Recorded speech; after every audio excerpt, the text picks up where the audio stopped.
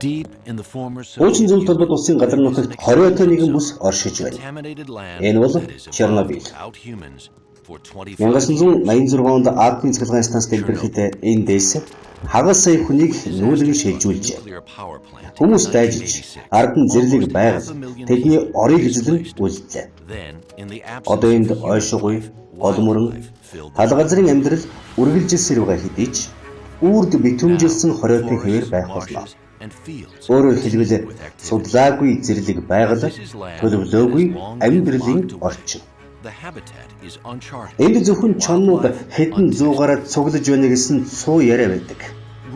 Харин одоо эрдэмтэд энэхүү домог яриаг тоо баримтаар солихоор шийдэжээ. Тэд хүн төрлөختний бий болгосон гамшиг байгальд хоёр дахь боломж үлдээсэн нисэх эсвэл үрд мөнх өнгөрсөн болгоныг хордуулах муу ёрийн газар хэвээрээ байх эсхийг мэдхийг хүсэж байна. Чернобыль дахь цацраг идэвхт чоннууд 1986 оны 4-р сарын 26-ны өдөр Зөвлөлт холбоот улсын баруун өмнөд хэсэгт орших Чернобылийн атомын цахилгаан станцын 4-р байр дэлбэрч Хирошима атомын бөмбөгөөс 400 дахин их цацраг идэвхт бодис агаар орчинд цацагдсан.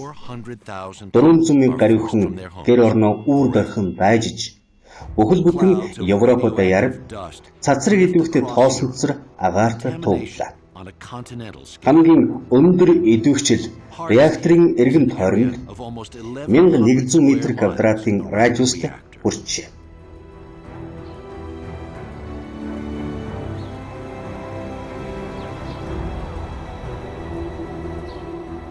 Түүнээс хойш энэ газар хүмүүст үүр даюустай амьдрах боломжгүй болсон. Цөөн хэдхэн гарцаар зөвхөн тусгай зөвшөөрлөөр нэвтэрч орох хориотой бүс. Эрдэмтэн судлаачид болон зураглаачид, цөөн хэдэн зочид ердөө нэг өдрийн болон цагийн хязгаарлалтаа нэвтрэх бөгөөд тусгай хөтөчтэй явна. Энд бидний идэх цэвэр сайхан байгаль дуустдаг. Энэхүү хориотой бүс Зөвлөлт холбоот улс задран унахад бие даан тусгаар тогтносон улс болох Украин, Белорусын дунд хоёр хуваагдсан. Хориотой бүстэд хоёр улсын хэлийг чандлан сахина. Гэвч хэлийн шалганаас цааш тэс өөр ертөнц хүлээж байдаг. Хүмүүсгүй ертөнц. Бохирдсан, цацраг идэвхтэй, хаягдсан бүс. Өөрөөр хэлбэл манай дэлхийн мөхлийг харах зэрвэсхэн дүр зураг. Хүмүүс дайжиж зэрлэг онгон байгаль ард нь үлджээ. Харин амьд үлдэгчид болон шинээр нутагшигчид энэхүү үл үзэгдэх аюулыг хэрхэн даван туулж байгаа болоо.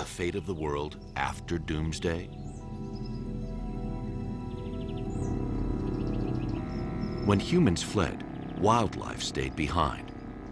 How are the survivors and the newcomers coping with the invisible blight on this land?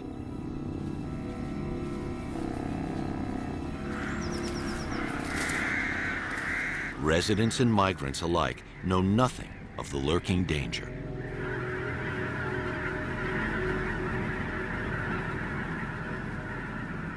Цөмийн өстөөс үлдсэн цацраг идэвхт хаягдл хөрсөнд шингэж хөрснөөс ургамал нэвтэрч модернитийн эд эрхтэн ясанд хоригдлогдсон байна. Гэвч эвдэрхий реактор элсэн зүйл биш. Жинхэнэ онгон байгаль бий болгосон нь хамгийн хачирхалтай. Зэрлэг байгалийн бэлэг тэмдэг саарл чоныг хүртэл өрн дууджээ. But a lush wilderness.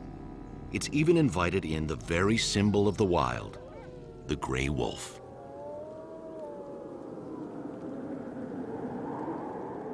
Он жил өнгөрөх бүртээ хориотой бүсийн эдгээр чоннуудын талаарх элдв цуу яриа гарч эхэлсэн.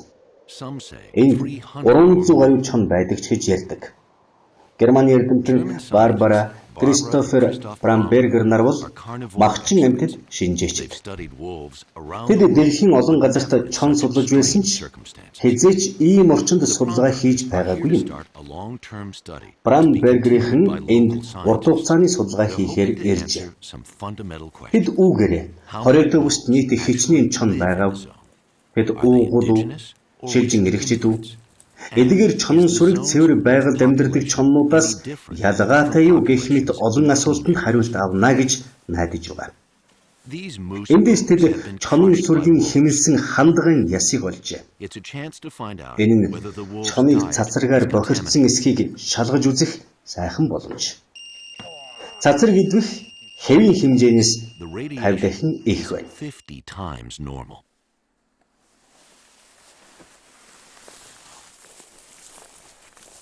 Припят мөрний эрэг There are дагуу plenty чонны of fresh шинэхэн wolf мөр tracks их here байдаг. along the bank of the Чон Pripyat River. энэ залуу нарсыг тэмдэглэсэн нь урагт тавихад тохиромжтой газар A болгожээ. wolf has been marking Барбара this young Кристофер pond, хоёр making it чонын the хөдөлгөөнийг perfect хянахаар place for a хэд хэдэн trap. чононд радио хөзүүч зүүлэгхээр The төлөвлөд байна. protective gear is to prevent Припят contact мөрний with цөм contaminated турж, soil хагарч and бударсан to мөснүүд avoid traces голын of human эргийг scent. идэж, бохирдсан эргийн элсийг урсган авч явдаг.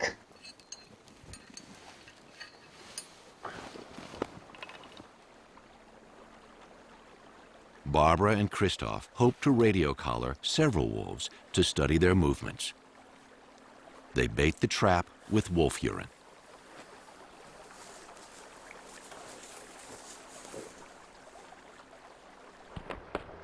That afternoon, the ice on the Pripyat River shatters.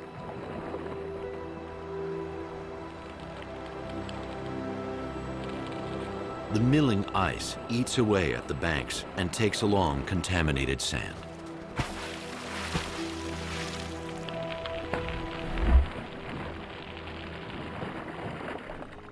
Өсөлтийн үеэс хойш энэхүү ол мөрний хөдөлгөөн Чернобылийн эргэн тойрны газрын хэлбэрийг өөрчилсөөр ирсэн. Харин одоо үерийн ус тал газарт цацрагийн бохирдлыг тарааж байна. Түүнээс хамгаалахын тулд Барбара Кристофер хоёр орон нутгийн мэрэгжил нэгтнүүдтэй хамтран ажиллана. Цацраг идвэхт чанарыг хянахаар байнга тун хэмжигч багаж авч яваач хөрс уухгүй бол тэдэнд хамгаалтын хувцас хэрэггүй. Гэвч 1986 онд нөхцөл байдлын улмаас их хэмжээний бохирдсон хөрсийг тээвэрлэн зайлуулж бүхэл бүтэн тосгоныг тэр чигээр нь газарт булах ажил одоо ч үргэлжилж байгаа билээ. Зүүн гамшигыг дарахаар хэдэн 10,000 татан буулгагч гэж нэрлэгдсэн хүмүүс дайшлагдж байсан юм. Эцэст нь гамшигын ажилчдыг 600,000 болгож ууруулсан. Ихэвчлэн хаягдан хоцорсон фермүүдийн тариаланчид ажилчид бүхий 150 гаруй суурин хороодыг нүүлгэн шилжүүлсэн. Eventually, the number of emergency workers surpassed 600,000. Some 150 village communities were relocated. The people were mostly rural workers on collective farms, farms that are now abandoned.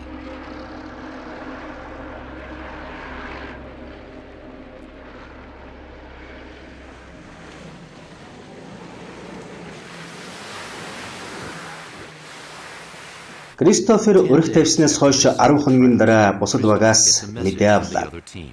Тэд чон барьжээ. Чонын тоо толгойноос тухайн экосистемийг ойлгож болдог. Эндхийн толгойлогч Арапны хувьд чон Чернобылийн цацраг идвэхт шин чанарыг тодорхойлогч нь болох юм. Чон хавханд ороод хэдхэн цаг болжээ. Тэрээс учраас үхсэн мэт дөрвөлж байна. Ийм зан авир залуу чоннуудын дунд илбэг гардаг. Хорёот өгөст нийт 300 гаруй чон байдаг гэдэг нь үнэн бол энэ нь дэлхийн хамгийн нягтрал ихтэй чоны нутаг болох юм.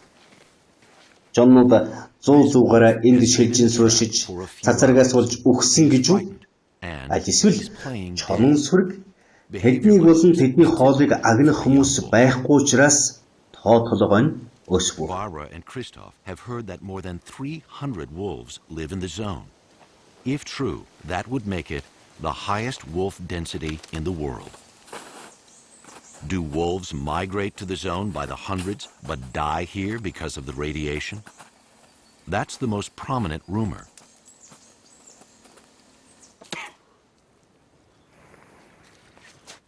Or is the opposite true? Were all these wolves born here because there were no humans to hunt their parents and their prey?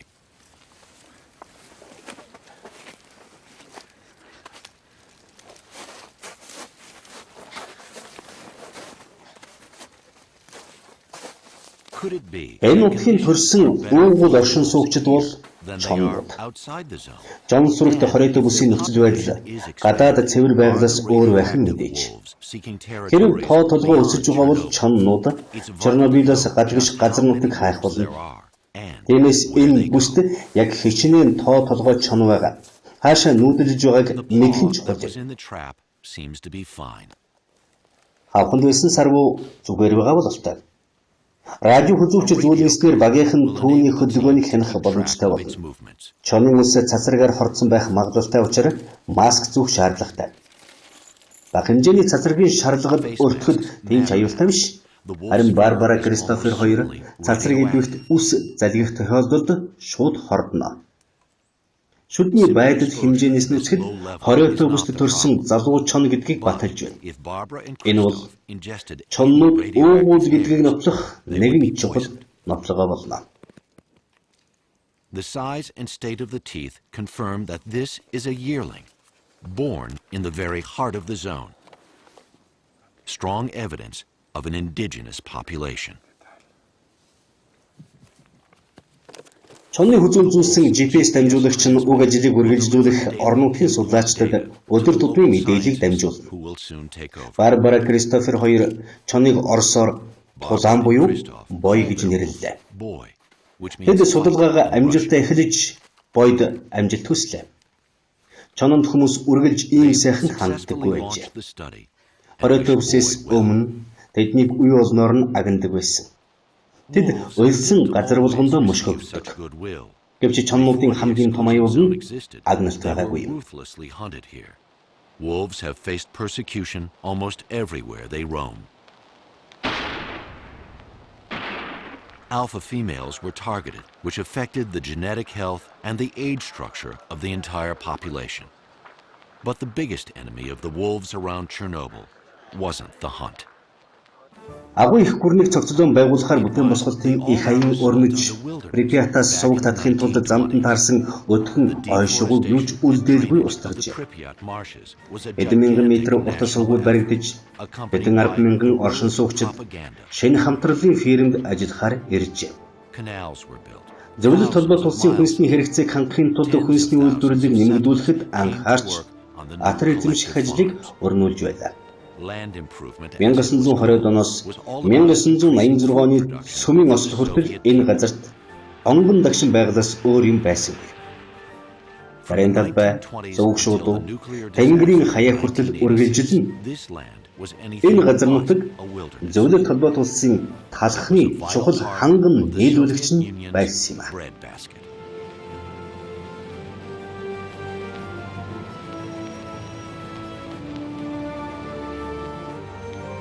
Өнөөдөр энэ мэтэй бүсийн гаднах газар тариалан яг хэвээрээ.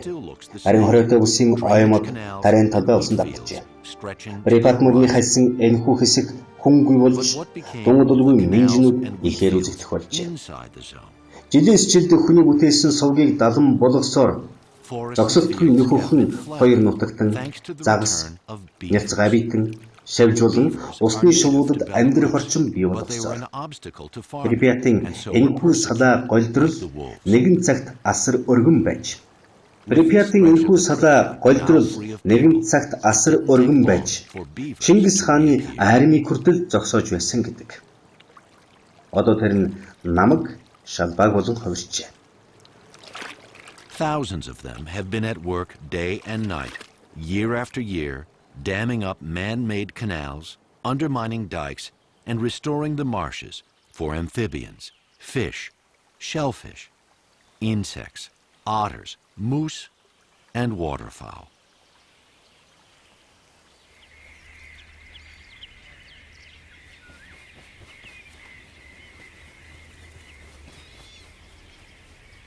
The notorious Pripyat marshes were once so vast they stopped the army of Genghis Khan.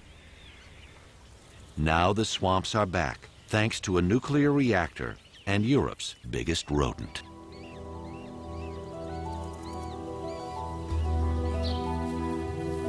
On higher and drier ground, Ариун өндөрлөг энэ газрын хот тосгод засан шуурга, оюун түмэртэй сүйтгэгдэн өөр нэгэн төрлийн зэрлэг байгаль бий болгосон байна.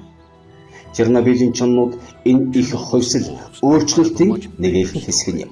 the return of Эдгээр cultivated газар эргээд зэрлэг онгон байгуулж хэн ч төсөөлмгүй тийм хурдцтай өөрчлөлтийг бий болгожээ.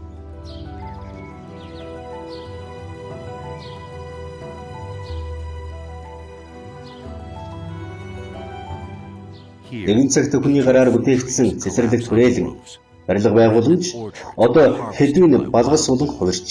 bears and bats Тосхон булганы ор хаалганы дэргэд чулуун дээр түүний нэрийг бас оршин суугчдын тоог сийлсэн байна. once tended with care. Барбара Кристофер хоёр оройтой үсийг орхисноос хойш 2 сар гаруй хугацаа өнгөрлөө. Харин олон жил чонон сүргийн хяналтын хөтөлбөр судалж байгаа Белорусын үндэсний шинжлэх ухааны академийн профессор Вадим Сидорович бидний ажлыг үргэлжлүүлэх юм. People for whom it was home. Одоо 5 дугаар сар тэрээр энэ хаврын бэлтрэгнүүдийг хайж байна. 2 months have passed since Barbara and Christoph left the zone. The man who's taking over the study has run a wolf monitoring program in wild woodlands outside the zone for many years. Professor Vadim Sidorovich of the National Academy of Sciences of Belarus. It's May, and he's searching for this spring's wolf litters. Нарибокиод чомнуудын төржүүлэх хамгийн тохиромжтой газар. Ягаад гэвэл хүн нэвтрэн ороход хэцүү газар юм. Нөгөө талаар сайн хамгаалагдсан орчин, бэлтрэгнүүдэд нуугдах, зүгтэх боломж их. Мөн зуны айгам халуундаж энд бэлтрэгнүүдэд уух ус хангалттай. Энэхүү аглаг ойгоос чонын үүрийг олоход бас ихээхэн мэдлэг, туршлага хэрэгтэй. Under these uprooted trees. And third, there is enough water because a stream nearby, so even in summer drought, there is water for pups to drink.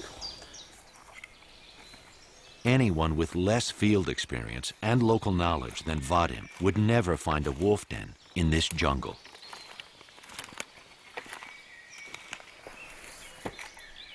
Over the years, Вадим яг л this man чон has шиг learned сэтгэж to сурсан think like байна. a wolf. Эдгээр бэлтрэгнүүд төрөө дутаагүй байгаа тул 20 минутад эхээс нь хол байлгах ёстой. Тэрээр үүрэндх бэлтрэгнүүдийг тооллоо. Мөн тэдний эрүүл бойдж байгаа эсэх болон хүйсийг нь харж байна. Бүсийн гаднах чоннуудын ДНК-гийн мэдээллийг шинжлэхийн тулд хэвтэрнээс бэлтрэгнүүдийн хялгасыг цуглууллаа. Бэлтрэгнүүдийн биеэс нь бас хэдэн ус тасцнаалаа. Вадим эдгээр бохирдоогүй чоннуудын мэдээллийг хоройтой үсийн чоннуудтай харьцуулах юм. Профессор багийн хамтаа Белорусын талын хоройтой бүстэй судалгаагаа үргэлжлүүлнэ. Then he picks up hair samples from the den for DNA analysis of this population outside the zone.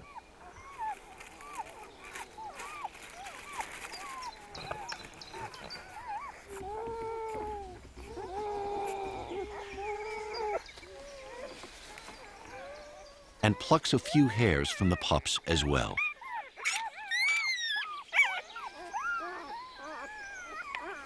Vadim will compare the data from this uncontaminated study area to those he will gather inside the zone. The professor and his team will explore the Belarusian part of the zone.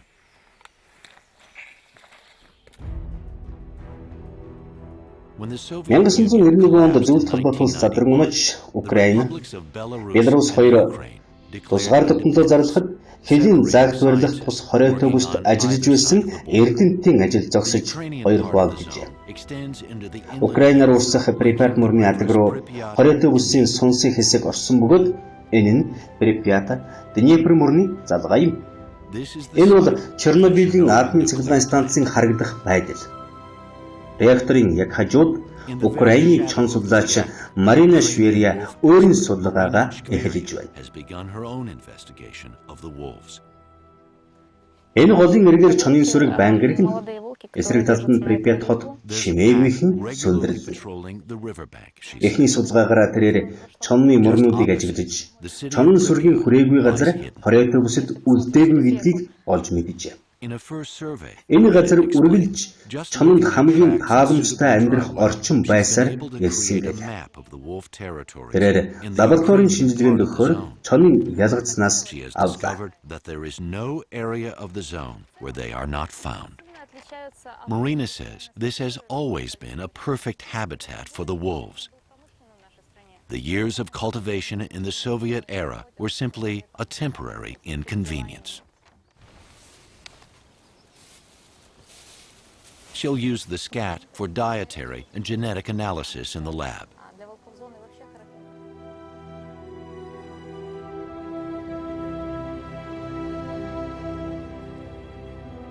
Припят бол хуучин еврейн худалдаачид барьсан 58,000 хүн амтай том хот байсан.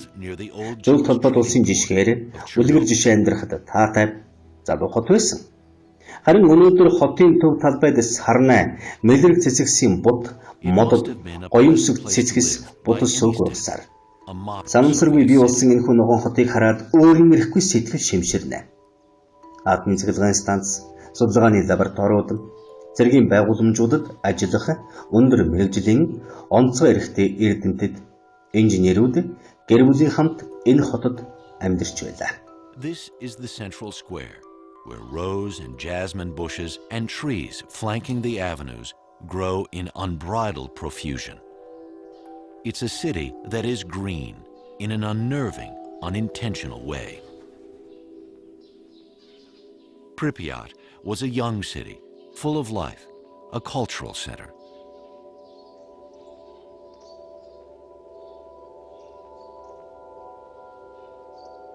Well-educated and privileged engineers and scientists from the nuclear plant, research labs, and military installations raised their families here.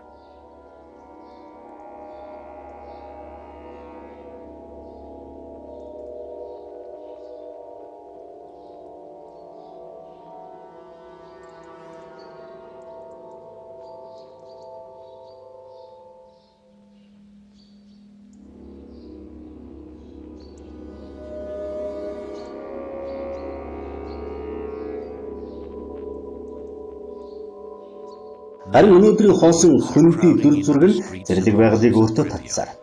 Профессор Сидорович болон түүний хамтрагч Григорий Иванович хорой автобусээс авсан чонын гавл ясанд ямар нэгэн цацрагийн гаж нөлөө байгаа эсхийг нэгтгэж байна. Харин талбай дээрх судалгаа цасны дээр чоны мөр илүү тод харагдах өвөл бусдад эхлэхгүй. With his researcher, Grigory Ivanovich, the professor compares skeletons from inside and outside the zone to detect possible defects from radiation.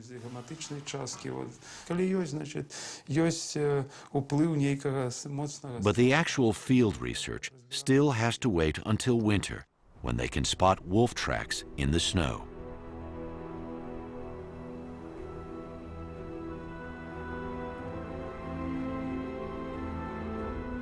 Today, өнөөдөр цасан шуурга намжсан учраас хоёр баг судалгаагаа эхлүүлэхээр гарлаа. Боёгоос гадна өөр нэг эм чононд радио хөзөвч зүйлсэн. Түүнийг тэд Лара гэж нэрлэжээ. Электрон газрын зурган дээр судлаачид чон сүргийн явсан сүүлийн замыг тэмдэглэж байна. GPS бичлэг болон хоёр чон жилийн ихэнх хугацааг Краснозяда тосгонд хамтдаа өнгөрөөлөө. Тосгонд зөвхөн цагдаа нар байгаль хамгаалагчтай зориулан зурвасхан газрын цасыг цэвэрлэжээ. That means they're siblings. But are they part of a pack? Fresh tracks may give the answer.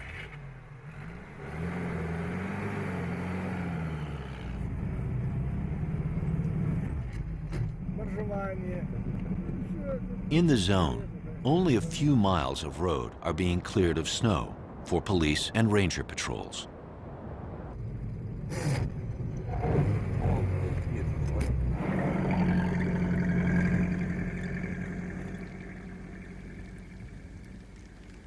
Одоо энэ замаар олон амтд явахгүй болохоор чоны мөрөг мөшгөхөд хэлбэр боллоо. Энэ шархагдсан хандлагыг чоннууд удахгүй агнах болно. Харин цагаан сүлт бүргэд тэднийг ажиллаа эхлэхийг хүлээж байгаа. Учир нь чонын орхисон сэг бүргдүүдэд хатуу ширүүн өвлийг давхад нь тусалдаг. Судлаачид Красной Зеланд нийт 10 чонуугаар тогтоосон боловч боёо дараагийн бараа харагдсангүй. Байшингийн дээрээс чоннууд газар нутгийн байдлыг ажиглаж агнах буг, зэрлэг гахай болон хаяа зэрлэг үхрийн сүргийг хардаг байна. Хонгор цас, мөсдсөн гадраг, жин ихтэй том амьтдыг агнахт нь чононд давуу байдлыг авчирдаг. Гэхдээ энэ удаа тэдэнд ан хийх шаардлага гарсангүй. Зэрлэг үхэр Оросын өвлийг давж чадсангүй. Зэрлэг үхрүүд нэгэн цагт эндхийн зэрлэг байгальд олноор сууршиж байгаад 1998 оноос энэ бүсэд эргэн иржээ. The shelter it offers and nearby water make this place attractive to wolves.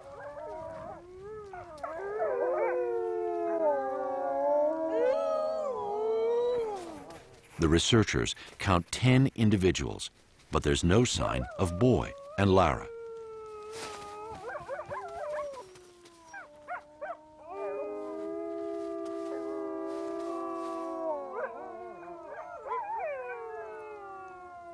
From the rooftops, the wolves scan the landscape for deer, wild boar, or the occasional bison calf.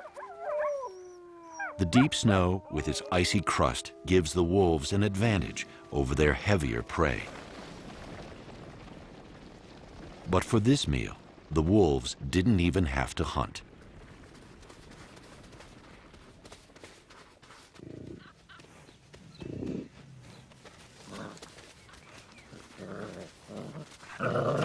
The calf has succumbed to the Russian winter.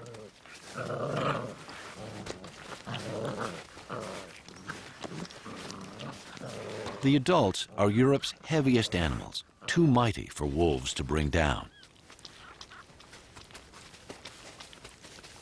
Bison have survived in Belarus and Poland since the Ice Age. Once it became obvious that other wildlife was thriving here, they were reintroduced to the zone in 1998.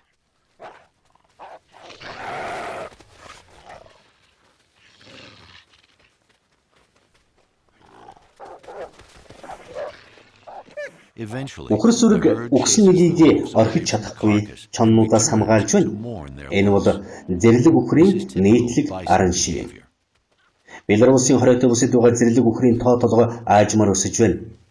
Беларусын зэрлэг үхэр нь ойн эртний бэлэг тэмдэг юм. Саяхнаас Беларуст бүлэг анчид нэстэг тэргээр чон агнаж эхэлсэн байна.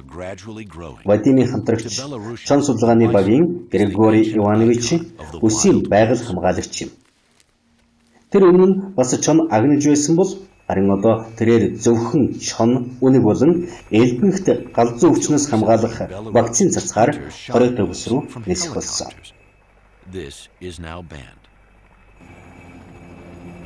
Vadim's colleague, Grigory Ivanovich of the wolf research team, is a zone ranger.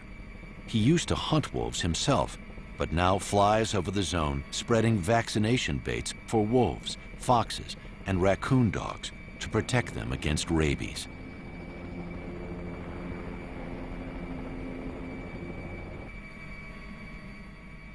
Өвлийн цагт гол мөрөн хөлдөг учраас чоннууд голыг хялбархан гаталдаг байна. Бой Лара хоёр ч гэсэн шинэ газар нээхээр хэдэн удаа гол гаталжээ. Энэ хаягдсан үйлдвэр бидэнд өвлийн хөднөөс хорогдох оромж болсон байна. Энд чоны мөр хаасайгүй. Ослоос үлдсэн цацраг идвэх борооны усаар угаагдан дээвэр даган доош урсаж эргэн тойрны хөрсөнд шингэсэн байна. Харин одоо энэхүү байшингийн дээвэр цасан шуурга болгонд улам муудаж зэврээд цацраг идвэхээс илүү аюулыг бий болгосон байна. Том биетэй зэрлэг үхэрд өвөл бол хүнд хэцүү уйлрал юм. Харин чоннуудын хувьд энэ нь эсрэг. Ан хийхэд одоо хялбар болж заримдаа бүр ан хийх ч шаардлагагүй байдаг. Ихэвчлэн хэрэг, цагаан сүлт бүргэд чонын агнсан махыг хамгийн түрүүнд олж ирдэг. Яг одоо энэхүү өвлийн дүн хүйтэн бүргэд хүртэл амьтны сэгэр холлох болжээ. Гэхдээ тэд бол чонтой адил тэргүүлэгч махчин амьтдын нэг For хэвээр. big herbivores, Энд ийм тооны бүрмэтийг харна гэдэг эндхийн экосистем нь эрүүлжиж байгаагийн бас нэгэн or илрэл even юм. unnecessary.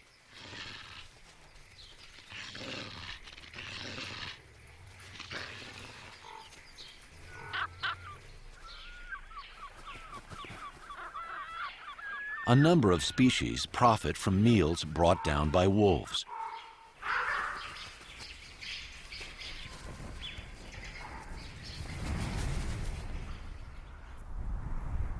Ravens and white-tailed eagles often lead the researchers to the wolves' kills.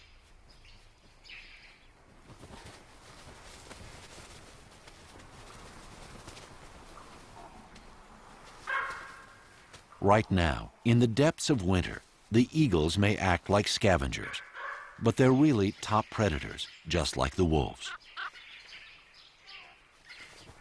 Seeing them here in such numbers is another indication that this ecosystem is in robust health.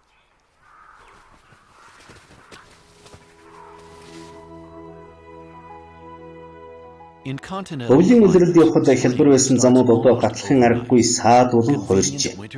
Бүрэгдүүд ихэвчлэн өндөр модны оройд үүрийг засдаг тул галын цамхаг тэдэнд сайхан боломжийг олгоно. Харин одоо хөлдүүсээр хоолдог сарууд ард хоцорч гол нуур цөөрмүүд гисэн нь загалсчлах цаг ирснийг бэлтгэж байна. Карпатын уулын цас ойролцоогоор 400 миль баруун үргэж хайлан усаж Припят мөрөнд нийлдэг. Мөрний ус хориотой бүсийн дундуур бараг 10 миль орчим урсдаг ба усны төвшин 25 тохойгоор өсдөг боловч түүний салаа сувгууд одоо сүйтгэгдэж өгүүлсэн байна. Припят мөрөн үерээс нь хаягдсан тарайн талбай болон тосхоны газрын хөрсийг сэргээж зэрлэг онгон байдалд нь буцаан оруулж байна. Rivers, oxbows, and lakes are freed again. It's fishing time.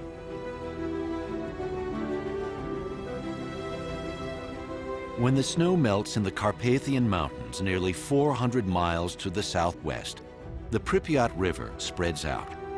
In the heart of the zone, it can reach a width of almost 10 miles.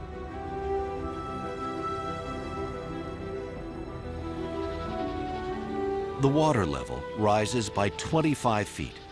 With dikes and canals all but destroyed, the Pripyat floods the abandoned fields and villages, accelerating the land's return to wilderness.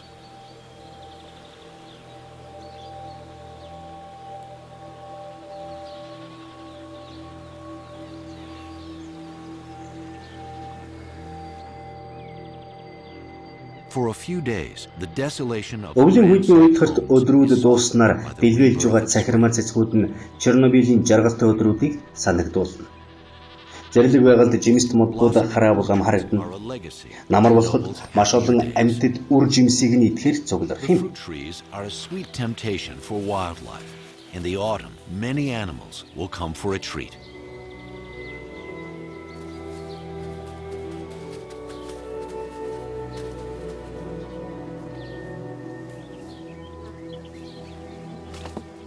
But now, Vadin's researchers have come here looking for wolf pups born in the zone.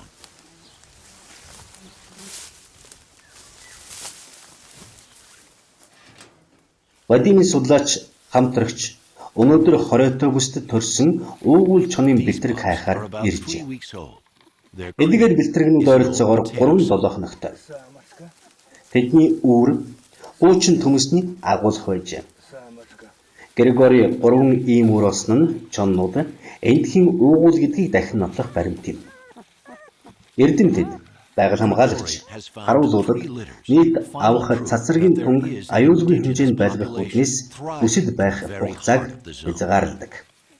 Scientists, rangers, and guards are only given a limited time in the zone to keep total radiation exposure down to a safe level.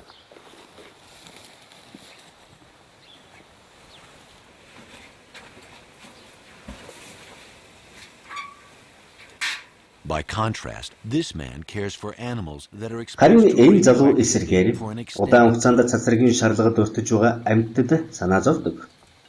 Цагаан цацрагтай орчинд байлгасны дараа лабораторид хэд хэдэн шинжилгээ хийх юм. Одоо хүртэл удаан хугацааны бага зэргийн цацрагийн нөлөө болон эрүүл мэндэд үзүүлэх хэрэгслийн уялдааг нарийн тодорхойлж чадаагүй байна. Гэвч эрдэмтэд эдгээр цагаан харахыг үргэлжлүүлэн ажиллаж байх болно. Үрээлэн буй орчны судалгааг нэг амтан дээр бус нийт онгон байгуулах амьтдын тоо толгойд өргөн хүрээтэй явуулах нь нэн чухал юм. But scientists will continue to monitor these rats for any ill effects. Environmental studies do not focus on individuals. They take a broader view of an entire wildlife population.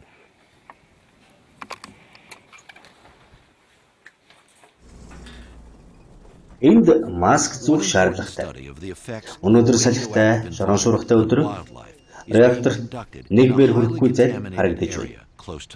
Дэлбэрэлтийн үеийн салхины жишг болон ялгарсан цацраг идэвхтэй туяаг энэ газрын зурагт харуулжээ.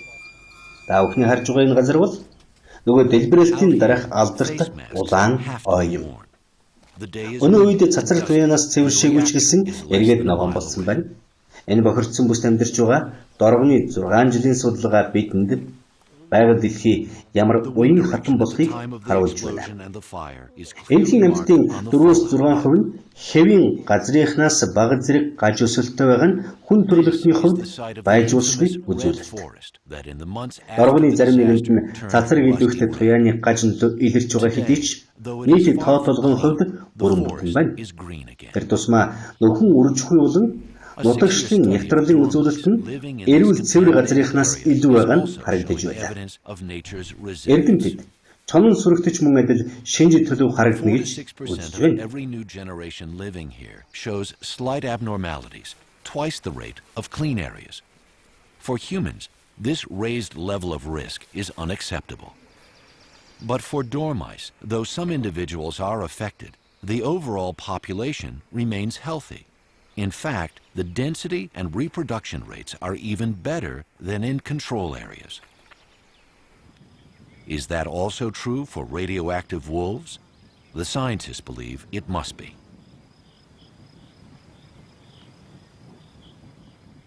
Back in Krasnozelye, Краснозель руу буцахдаа Вадим Григорий хоёрын сэтгэл зовнож байлаа. Учир нь бой Лара хоёрын радио хүзүүвчийн дохио хэдэн 7 хоног чимээгүй байлаа. Азуулгад чоннууд бас радио дохиолтой зүйлд байгаа. Maybe they can be spotted from the fire tower with the aid of a tracking antenna.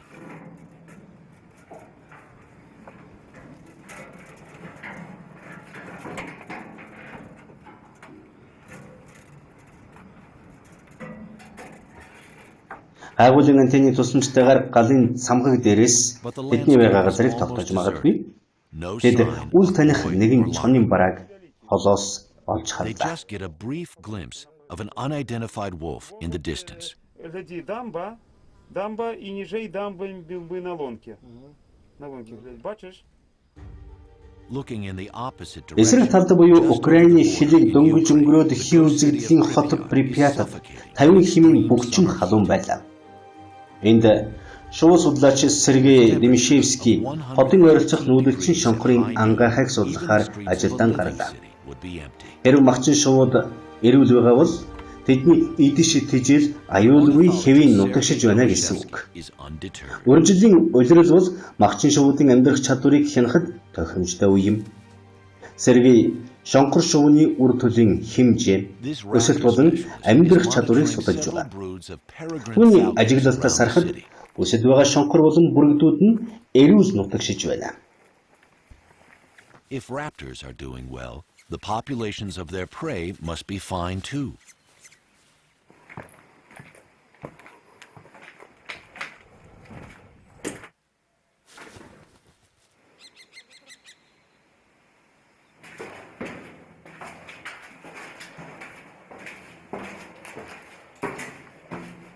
The nesting season is the ideal time for monitoring the strength of a raptor population.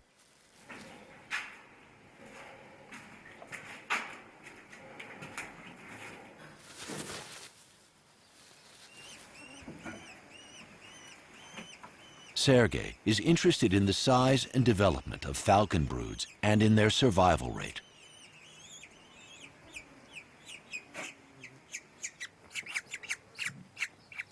His observation is that in the zone, falcons and eagles have established healthy populations. Припят хотын өндөр тоосхон барилгуудаас уг хотын түүхийг гэнэт зогсоосон реактор харагдана. Чернобылийн хүний гараар бүтээгдсэн хөргөх усан сангийн ус нь маш өндөр түвшинд бохирдсон байна. Энэхүү урт нарийн далан жижиг аралтай холбогддог. 8 тухай урт авраг том цулбууртай загас энд илүү олширчээ. Бидний агнахад дэндүү том. Тэрч байтугай эдгээр авраг том цагаан сүлт бүрэгдэж том тохор байлаа. Энэ асар том цулбуурт загас болон мөргөн цацаргийн туяанаас биш, харин өөрийн жамаар ийхүү томорсон юм а. Өөрөөр хэлбэл эдгээр загас бүгд өөрийн жамаар наслаж байгаа гэсэн үг. Цулбуур загас нь бараг 100-ны турш амьдардаг. Реакторын шаталтаас амьд үлдсэн эдгээр загас нь цацаргийн туяаны хамгаалалтаар ямарваа нэг аюул занал саадгүйгээр амьдарч байгаа нь энэ. Жижиг арал дээр цагаан сүлт бүргэд ангуучдахаар ирдэг байж. Эдгээр хоёрт мөрөг загаснууд 30-аас 40 кг жинтэй харагдаж байна. Бүргэд тэднийг эргэлүүлчирч авч ирсэн байх. Эдгээр хүмүүсний орон тэднийг ямар хүчрхэг болохыг харуулж байна. Судлаачид загасны яснууд хэр их бохирсныг шалгахыг хүсжээ. Хуучин Чернобылийн гол цөөрийн усанд ослоос суулж эргэлүүд татсан олон ус онгоцноос хэдхэн онгоцны их бий үлдсэн харагдана. Эндээс судлаач Днепр мөрөнд цутгадаг салааг дагаад Припят хот руу очдог.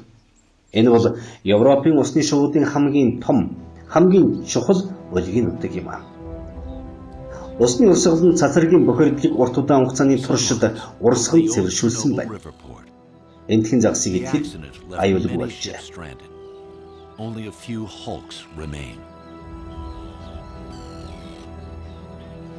From here, the researchers take a trip down the Pripyat through the inland delta to its confluence with the river Dnieper.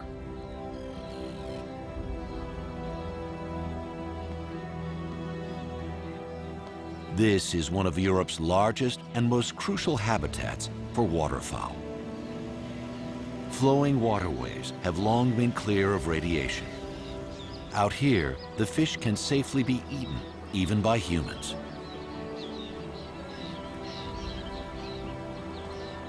Countless wooded and sandy islands offer ideal breeding places for birds.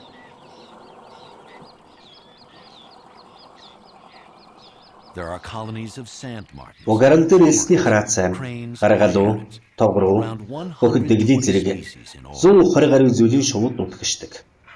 Тэдний дунд хар өрөв тас хүнээс зайлан амьдрдгаараа онцгойлон хориотой бүсэд татагддаг байна. Оршуулгын газар зэрэг нууцлах газрууд нь Украиний балар эртний царс моднуудаар хүрээлэгдсэн байдаг. Жохом эндэл хар өрөв тас үүрэн засдаг. Жилийн онцгой нэг л өдөр үр хүүхэд төрөл төрөхсд нь далигаас нараа ирэхээр ирдгээс бусад цагт нь өрөв тас энд эзэн суудаг байна. Trees big enough to support a stork nest weighing a ton. On one official day each year, friends and relatives come to visit the dead. The rest of the year belongs to the storks.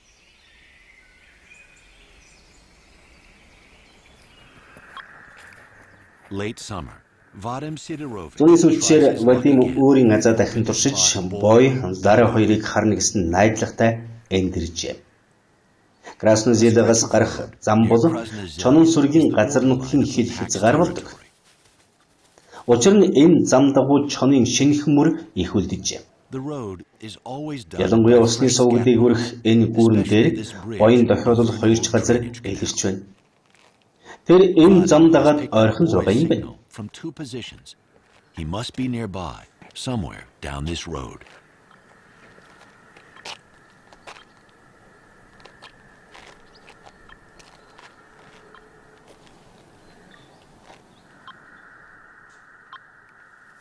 Гэнэтхэн маш том зэрлэг гахаа зам хөндлөнгүйлээ. Түүний араас хүзүүвчтэй чон гарч ирлээ. Энэ бой байна.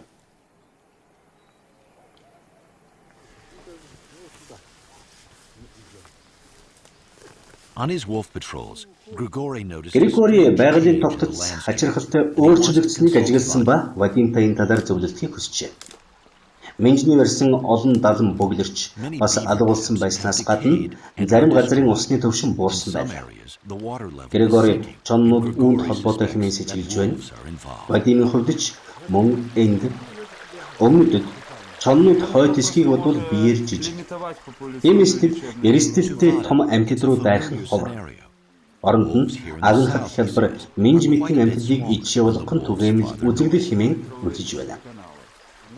Вадимын хяналтанд байдаг газрын минжний 60 орчим хувь нь чонон сүргийн идэж болдог.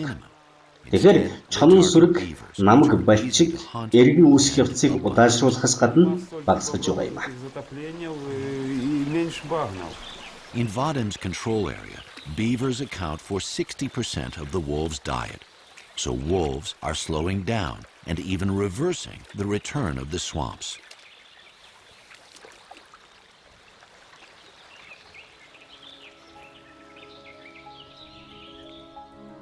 Since the last ice age, this land was roamed not only Мөсдөлгийн үеэс хойш энэ газар хандгай, буг, deer and bison, зэрлэг үхэр зэрэг том бие тамтидын өлгийн нутаг байснаас гадна бас хулангийн эх орон байжээ.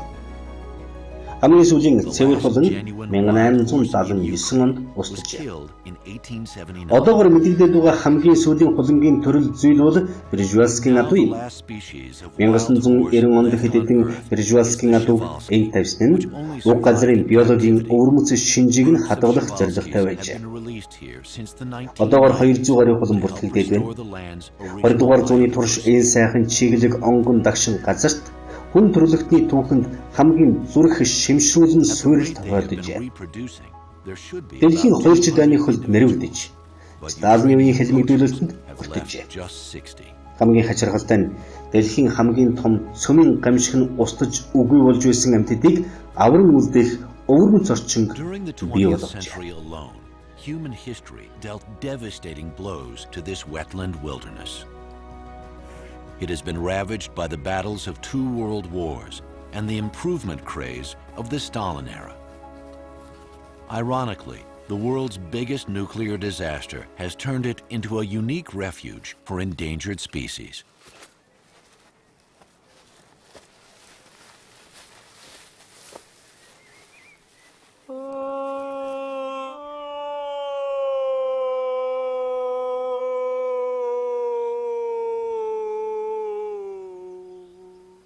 Each September, Professor Vadim 9-р сар болгонд профессор Вадим тарийн талбайд ирж залуу чоннуудыг дууддаг. Энэ нь тэдний тоо толгойг тогтоох, амьдрах чадамжийг судлахад тусалдаг юм. Вадим Григори хоёр Белорусын талын хориотой бүсийг системтэйгээр хуваан авч судалгаа явуулж байгаа юм. Чоннууд Вадимын амьдралын нэг хэсэг нь болжээ. Тэдэнтэй хамт амьдарч ажиллаад 10 жил өнгөрсөн байна.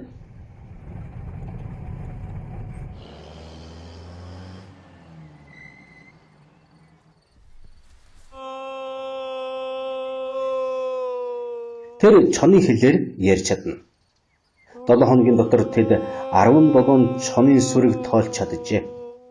Тэд бидний судалгааны үр дүнд нутгийнхны ярьсанчлан 300 гаруй чон байхгүй гэдг нь тогтооглоо. Нарибоки ой болон бусад ижил төстэй газрууд Белорусын талын бүсээс авсан судалгаатай харьцуулан Чернобыльд хамгийн ихтэй 120 гаруй тоо толгой чон байгаа гэсэн тооцоог гаргалаа.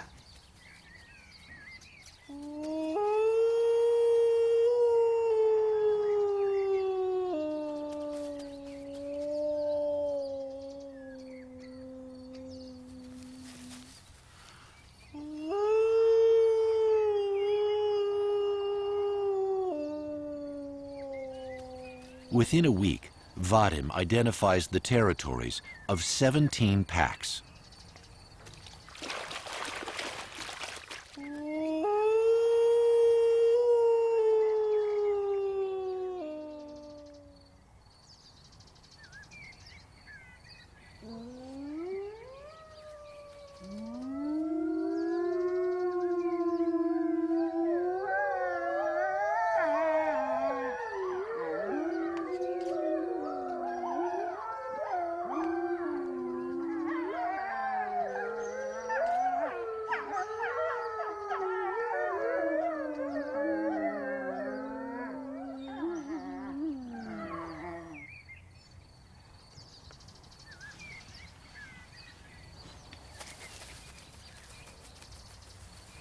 From this information, I mean abundance of wolf track on local road, I could assume that there are not so many wolves as it had been claimed by locals, 300 individuals or more. By comparing similar information, similar observation done in Naliboki woodland on the same area as Chernobyl zone, Belarusian part, I could assume that plausible maximum of wolf population number in Chernobyl zone is 120.